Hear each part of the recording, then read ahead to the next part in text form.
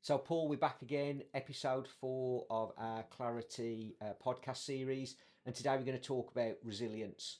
And I think when most people mention resilience, I think they think about the more traditional sense of it. So, bouncing back from adversity. But I think today we've got a slightly different take on that. So, where do you stand in terms of resilience in businesses?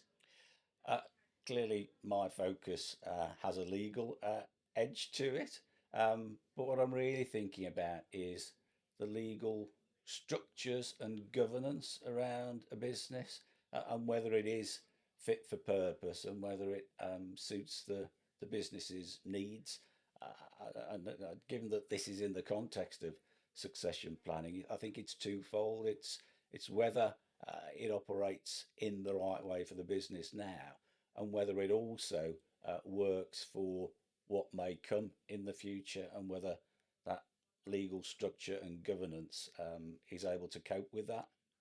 Yeah, I think that's a fantastic point. I think people don't consider that side of the business. As we've discussed in previous episodes, it's quite often something that comes towards perhaps the end of somebody's life cycle within a business. And actually, it's something we should be thinking about, sooner rather than later. And I think from my perspective, obviously putting a commercial twist on what you've just said, for me, resilience is about, can the business uh, you know, cope without the owner or the leader sitting in it, and what would happen if they had to, step away from a business for 6 months, and what would happen. And I think quite often in that respect, people think they've tested those scenarios by going on a fortnight's holiday in the summer, and things are all still working when they get back.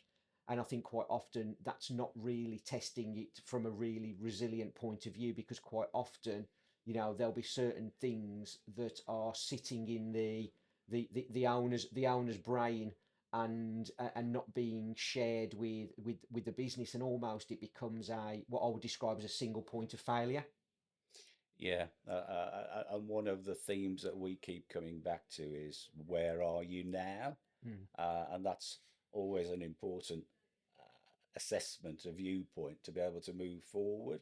And so we do talk about governance, which may seem like a big scary word or idea, but it's really about clarity on roles and responsibilities, decision making.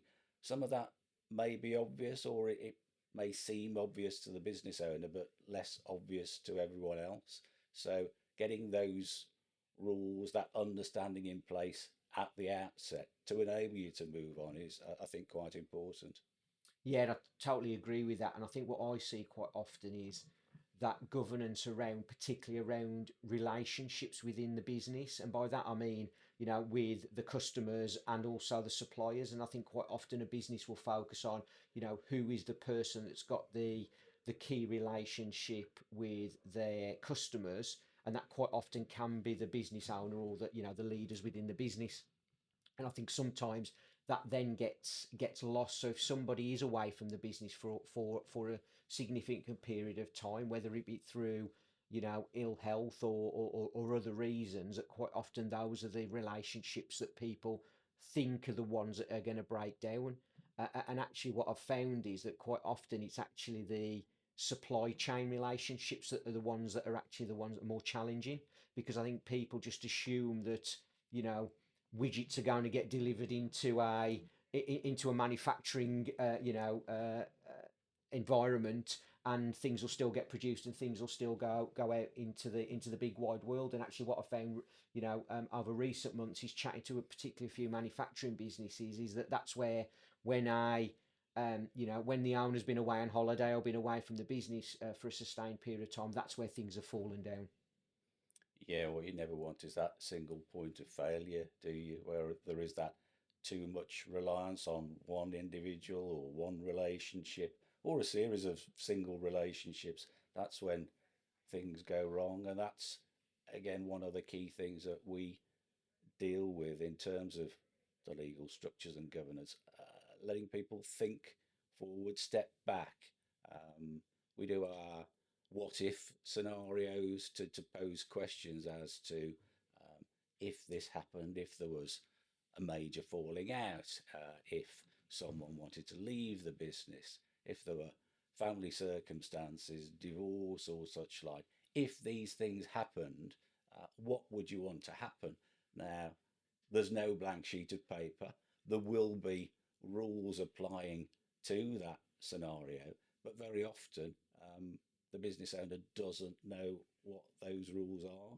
And what we try to do is bring awareness, a bit of education, so they understand the outcomes. Uh, the real positive thing is, whilst everyone is in agreement, very often we can vary those default rules and get them into a position um, to deal with that, so that personally and from a business perspective, there is that resilience. Yeah, I think that's a great point about doing those what if scenarios. And I think quite often, the question I perhaps ask a lot of people is, what would happen if an individual spent 6 months away from the business?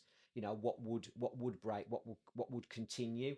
And I think your what if scenarios is that bit that sort of fills that gap a little bit, because it's not about testing it by actually walking away from the business for 6 months. It's about finding a way to really stress test those things that could happen and could potentially go wrong. And it's almost doing for want of a better phrase, a pre-mortem on the business rather than a post-mortem after the fact, and really getting ahead of those challenges that might come, and finding the best sort of for the best commercial way around dealing with those. And as I said earlier, getting those key relationships spread across the business, so none of those sorts of things fall down should anybody within the business, not just the owner or the sort of the leader, but if anybody was in the business was out for 6 months, what would happen next?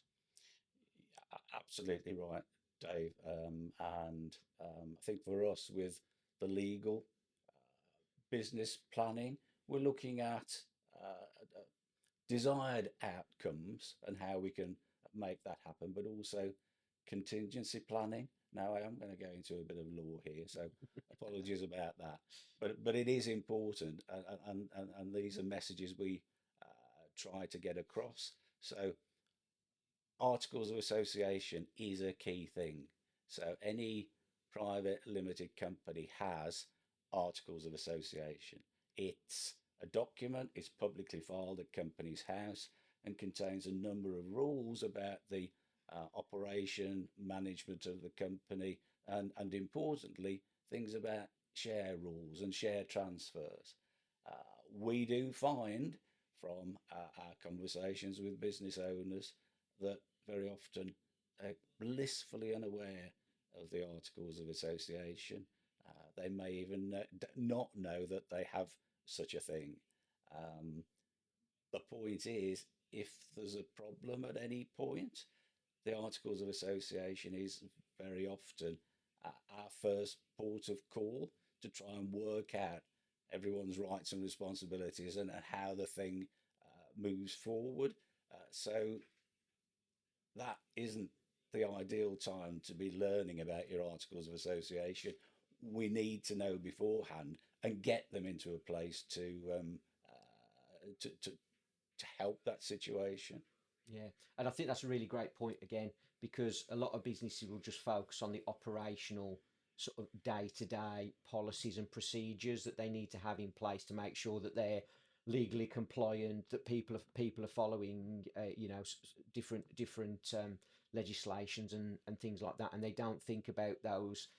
In the nicest possible way, Paul, those bits of paper that were created at the start of a business and are then filed away somewhere and never really reviewed. And I think you've touched on, at least once during this conversation around, us asking the question about where are people at that now. And I think particularly around those legal points you've raised, it's probably a great time to talk about our assessment that we've created to help people understand where they're at in a number of areas that we focus on during this podcast series. And there'll be a link in the show notes for the podcast. And it's a great opportunity just for people just to sense check where they are, and particularly around those points you've raised about articles of association and shareholding agreements and all those sorts of things.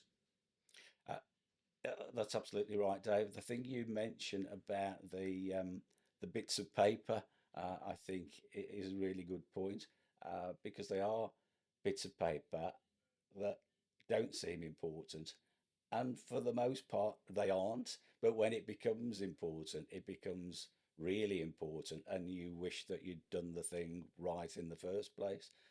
I think a lot of what we bring to the table isn't the bits of paper, it's the conversations, it's the awareness, it's getting people to understand the situation they're in, and structure things in a way that works for them, their family, and the business.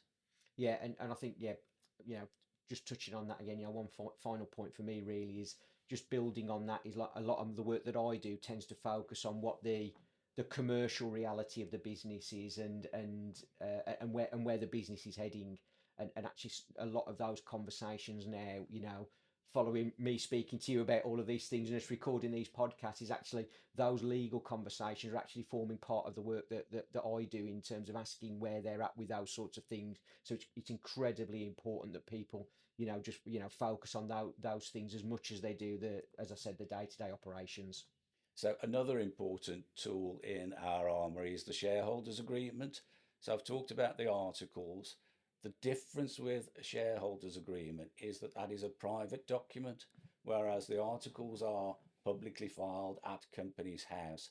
The shareholders agreement is a private document, and we can tend to use that for more sensitive, personal, or commercial information. And again, working with those default legal rules, understanding what they are and the implications for you and the business, and getting them right, changing them, making them bespoke really before it's too late.